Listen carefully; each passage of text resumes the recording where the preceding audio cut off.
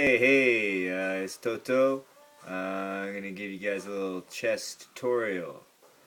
First thing you gotta know is that it is the world's first arcade fantasy game. It moves like a joystick, so let's look at how that works. Alright, so we got our pieces, our knights. This is kind of like a Tetris piece there. But it's a fantasy game. People call these pawns, but I like to call them knights because they're brave.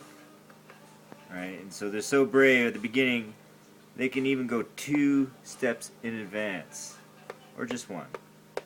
But after that, it's just 1 at a time. They're very sure of their moves. And like a good knight, they never go back. So as soon as they go, they can never go back. They're very brave. So to start, they're so brave that they're very polite knights that if you meet them head on, they won't kill you. Actually, it's only if you cross them that they can get you. So those are our pawns, our knights. There's a point scoring system in chess. They say these are worth 1 point, these are worth 5, 3.5, 3.5, and 8. And that's used for when you're trading pieces. Like when you take a piece, you want to take a pawn for a pawn. You got an even trade of 1 point. But you can also, end up, if you can end up killing 3 pawns, equals 1 knight-ish. A little bit more, 3.5. Then you got an advantage if you can get 4. So forth and so on. So there's a point scoring. The reason I bring that up is they say, oh, there's only 1 point for these little pawns, only worth 1 point. But their weakness is actually their strength. You see, because it's only worth 1 point, you don't want to risk losing a 3.5 pointer. So it actually has power over these guys because, they won't risk jumping in for a lowly 1 point. So it's all about using, putting them in a position of power where these 1 pointers can actually gain power. And of course, as you know, they're so brave as they find the end of their journey at the end of the back, they can become any piece they want, except for the king. They can become a queen, they can be a bishop, whatever they want when they get there. So that's quite the journey they're on. Now we'll move to the kind of fantasy portion here. We got your rooks. They're 5 pointers, but they're your foundations. You don't want to move them too much, but basically they own a whole row. They kind of determine the size and quadrant of your kingdom. Now, your basic opening is having these 2 because they control the middle. This guy protects him, and moves out. I'm just showing you this thing because you want to get these developed. And this is like your classic perfect opening that you never really will get. But it shows you want to get these guys out at the beginning, and you want to open up your ranks so then you can castle. Basically a castle is you put your rook beside and you move him over. Or you go 2 steps in either direction. And what you have here is you fortify. You have good defense when you do that. Nice and solid foundation.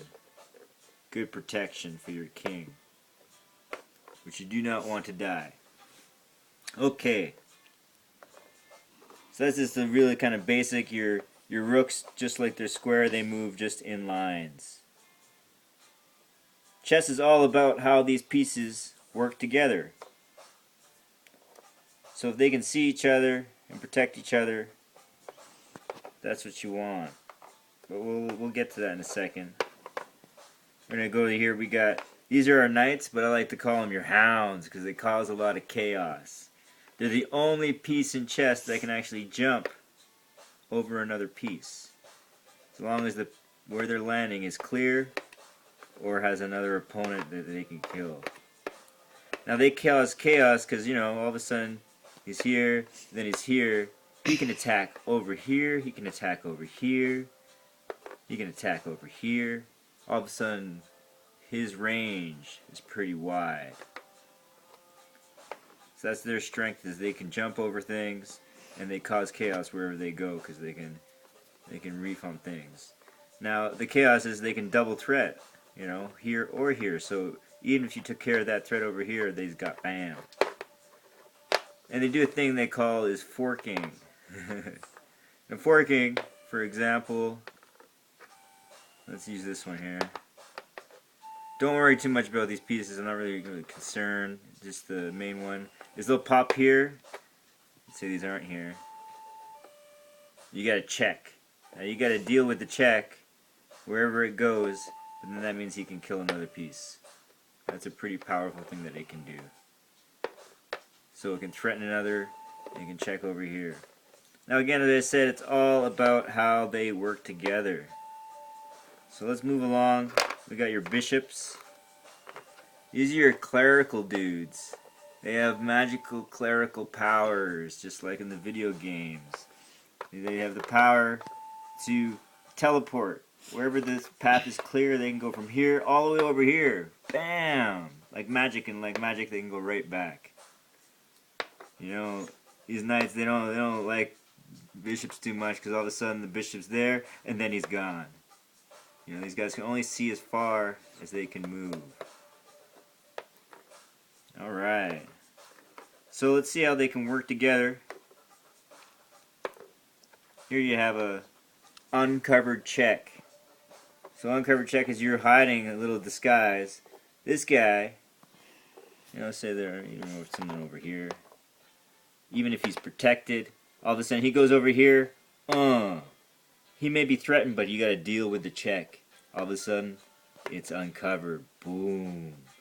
And so he doesn't have to worry about dying, because this guy's got to worry about this guy. So that's uncovered check. But that's also a way to understand the clerical's power, is they can have the power to freeze you into place. You see right now, this knight can't move, because if it does, he's in check. So the cleric would cast a spell, and now he's frozen in place. Another pawn can come up there and then take him. So that's a little bit about the bishop. The queen is so powerful because she can also move just like a foundation in lines, but she also has clerical power, so she can move in diagonals as well. So they often work well. If you have a queen who can see her clerics, they work in pretty good tandem. Again, it's all about how they communicate to each other. If I can see you in my move, then I can communicate so that you're protected. But then, yeah, I like to think of it as a way in which they can communicate back what's going on the battlefield. Alright. Kings can only move one space at a time. So they're kind of labors and they go any direction, but only one at a time. They can't move into a check. So I couldn't move here because then I'd be in check, and that's terrible. So even though they're invaluable, they're a little bit weak. But the goal of the game is to get your king, get the opponent's king, and make sure he can't move. So there are many checks you can do. Here's a check. But know that it's all about how they work together. So the check can get away, but what you want is a position like all of a sudden, oh, check, but now he can't move there because of him, and so forth, and you've had that there, you can move there. And slowly but surely, you can find ways in which the king can't move, and that's checkmate. Now check is a kind of a threat, but let's keep it simple. Whenever you are under check, there's only 3 things you can do. If you can capture 1 thing. Kill the threat. You can block, or you can move. So, if you're ever in a check, don't sweat it. 3 things you can do: capture the piece, block the piece, or move the king out of harm's way. So those are your real basics. Really, chess is all about what you learn as you play the game. I like to play it a little bit of story style. Narrate your journey as you go. So that was all kind of quick, fast, furious chess tutorial. There's a lot more to it, but that's a good place to start. Remember, this moves like its head shape in an L, wherever that is, 3 and 1 over, 3 and 1 over. Everything else, line, a lot like their shape, you know, diagonal.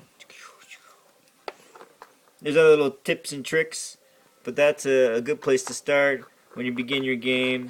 Yeah, make sure they're connected, how they talk to each other.